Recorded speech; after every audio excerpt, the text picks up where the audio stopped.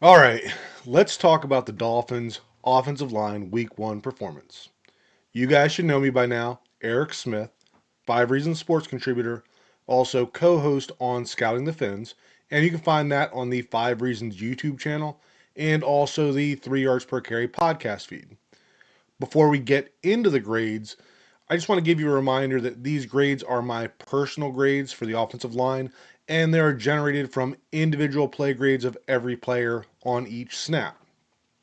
For a more detailed version of that process, I'll link the preseason week one video in the description where I went over the grading process in a lot more detail. But if you're new here, the main thing you need to keep in mind is that my grading scale considers 5.00 to be an average grade for a Dolphins offensive lineman. Let's get into the details for this week. All right, as we get into grades for week one versus the Colts, you can see that we have 5 players listed here, and James Daniels did start the game at right guard, but he did not play enough snaps to receive a grade. Also had Larry Borum, who came in for Austin Jackson late in the game. He also did not play enough snaps to get a grade. So we have 5 graded players, and after we go through the overall grade, we're going to look at them from the lowest graded player to the highest graded. So our overall grade for week one was 6.30. And like I said before, 5.00 is the average. Um, I thought this grade reflected what we saw on tape with the Dolphins' offensive line. It was not a great performance by any means, but it also wasn't anywhere near the biggest issue. As we go through the grades, we're going to see a couple of players that really pulled this grade up, a couple of players that were close to average, and one that really pulled it down, right? So let's get started. And our first one is going to be, again, lowest to highest. Keon Smith came in with a 3.12 this week, which is below average. As we get into the film review here, Keon Smith is going to be your right guard playing for James Daniels. And the 2 bad plays that we have today for Keon are essentially the same thing. So on this play, we are going to get an outside zone to the left for Devon Achan, and he's going to look to cut this back. Not able to do it. But if we look at Keon Smith as he comes off the ball here, right, both are stepping with the right foot, should be comboing up through the defensive tackle up to number 48. But you can see that Keon misses completely and then doesn't get up to the linebacker. But the main issue here is that by missing completely, now you're asking Austin Jackson to try to get in here and cut off this 3 technique with no help at all. And that's a tough ask for Austin Jackson. Whereas if Keon Smith gets a piece of him here, right, he should be playing up through the defender the way that Jonah is on this side, then we probably get Austin Jackson around into the B gap. And on this play, we're hopefully able to cut it back here, maybe even off of Keon Smith's block. But because as Keon gets off the ball, that right hand does not get into that defender at all, then you end up with a, no gain or short gain. And then the next one is going to be almost identical here. So same idea. This is going to be, they actually converted this. I think it was a 3rd and 1. It's going to be an Ollie Gordon run. But similar idea here where it's an inside zone to your left side. And Keon is stepping down into the A gap with Austin Jackson trying to fit in there as well. And they should be working up to this linebacker, number 48.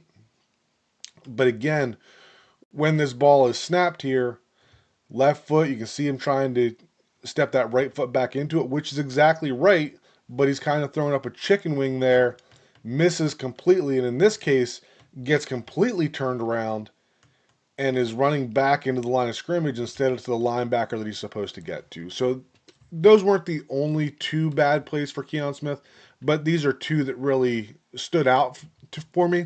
And I think it's stuff that, if James Daniels misses time and Keon Smith is the resolution at right guard while James Daniels is out, I think we're going to see improvement here. It's just that, he hasn't had snaps doing this type of thing with Austin Jackson.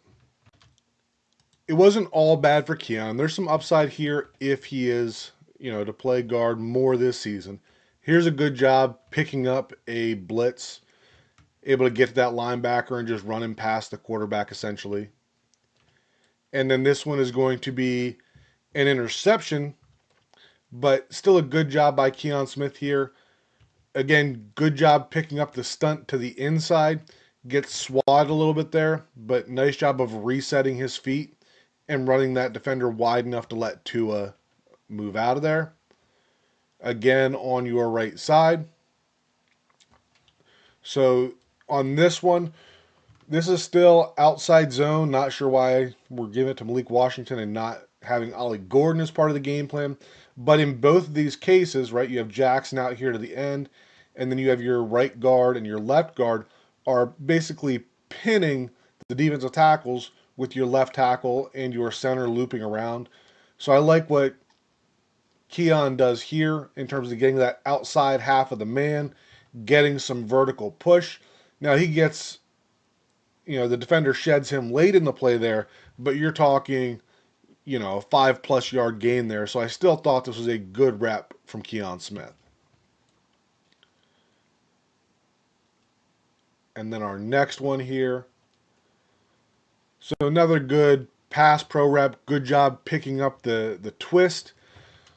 Right, we got the penetrator down here that Keon is able to get inside of, right? And now he's walling him off from the quarterback, giving the quarterback an opportunity to step into some space in the pocket. He ends up scrambling here, but good job by Keon Smith. And then the last one that I have for Keon before we move on is just another good job picking up a blitz here, right? So this is going to be basically a 5-0 protection, right? Let's get back to the beginning. 1, 2, 3, 4, 5, right, for the 5 linemen. But as we see this develop, right, Keon's eyes are out here quick, but the most dangerous of the 5 are to the inside. So we see him peeling back to the inside. And you can see that, Austin Jackson's kind of taking up 2 players there. But good job by Keon here of starting to his right, recognizing that blitz, and neutralizing the blitzer. So, like I said, there was good and bad for Keon. I think that overall, I'm cautiously optimistic that if he has to play guard more, that we'll see some improvement. I think he was put into a tough spot, being asked to step in for James Daniels just a couple of snaps into the game. Next player is going to be Jonah Savaianaya, coming in at 4.38. So like I said, 5.0 is average. Came in just below average, which I don't think is an awful thing for your rookie left guard put into, a tough situation with the way that the game flow went. So I was okay with this grade overall, but definitely something we need to continue to see improve. In my process here, when I pull the videos, I just kind of go through the game and just, grab stuff that has something that interests me throughout the game. Most of the time that ends up with some good and bad snaps for each player. For Jonah, I don't have any of the good ones, but there was plenty of good in the game, right? You don't get an almost average grade with no good stuff. But we're going to take a look at some of the places that he needs to improve, and just kind of talk about how it's stuff that can improve. It's not him physically losing. So this is going to be a duo to the right side. And we can see here that Patrick Paul recognizes the edge defender walking up here late. Probably some sort of call here, an out call or something like that, where Patrick Paul is now going wide. And instead of Jonah and Brewer comboing up to number 44, now Jonah should be peeling out here to the outside. And you can see that everybody else is on the same page because the combo on the backside here with James Daniels and Austin Jackson, eyes are getting to this linebacker in here. We're leaving this one unblocked. But because Jonah does not get the call, nobody ends up blocking this edge player, and he's able to slant inside and make the play. So again, right, got a negative grade for the play, but this is not a physical limitation. This was a play that was fairly early in the game, and it was just a miscommunication up front. Next one here is going to be The interception where Tua overthrew Tyreek Hill, and this interception is on Tua. Not gonna, give him a pass on this, but Jonah getting walked back into his lap, certainly didn't help things. Would have liked to see Tua maybe take a little bit of a shovel to the left before throwing this. Um, but had Jonah been a little more stout up front, then maybe Tua isn't trying to throw over the defender and sailing it high. So this is one that Jonah got a negative mark, as well as Tua would have if I was grading quarterbacks. All right, now we're getting some 5-0 protection, 5-on-5, and on this one you can see that Jonah is just a little off with the punch there, right? Kind of gets deked out by the defensive tackle there, jumping back and not giving him his chest. Jonah's a little far over his skis, leaning forward, and not able to pick up the stunt, gets completely turned around. But again, right, you go from being a college tackle to an NFL guard, you're going to have this here and there. This is something I think that we'll definitely see improvement from Jonah on. And then this one I had in the negative plays, but the more that I look at it, I'm not downgrading Jonah on it. Right? We can see him here at left guard. And what I want you to watch there is obviously he's falling down. Not a good look. But if we watch his right foot as Aaron Brewer steps back there, he's stepping on Jonah's foot. And that's what's knocking Jonah down. So, just one of those things that, optics are bad, but when you really look at what happened, it wasn't necessarily a loss by Jonah, just a unfortunate series of events where he got his foot stepped on and fell backwards. And then last one for Jonah here on your left side. So again, going to get bull rushed back into the quarterback, and he's able to scramble outside of the pocket, right? So this wouldn't get marked as a complete loss because you're still giving the quarterback a bit of a shot, and there's way worse reps in this. But when you're talking about wanting a strong interior of the pocket, having your guard walk back into the quarterback is not your ideal scenario. So need to see him continue to clean up his technique here. But this is something that I'm confident that we'll see improvement from Jonah on. As we continue to the grades, our next player to review is going to be Austin Jackson. You can see that he is pretty on par with the overall offensive line grade for this week, and slightly above average for individual offensive line scores. This was the type of game I only have 2 film clips that we're going to review for him, and they are both negative clips again. This was a game for Austin Jackson where he was fairly quiet, went fairly unnoticed, and I think that when we're talking about Austin Jackson, that's good for him, right? Because he's good in the run game, and that doesn't always show up when you're watching it live and we're talking about offensive line performance. But he has a tendency to show up in a bad way in pass protection, and really didn't do that very much this week. So I thought that it was a solid week for him overall. Both of our clips for Austin Jackson are going to be similar, and it's going to be important because, if we don't clean it up, teams are going to continue to do this. So this is obviously the fumble by Tua.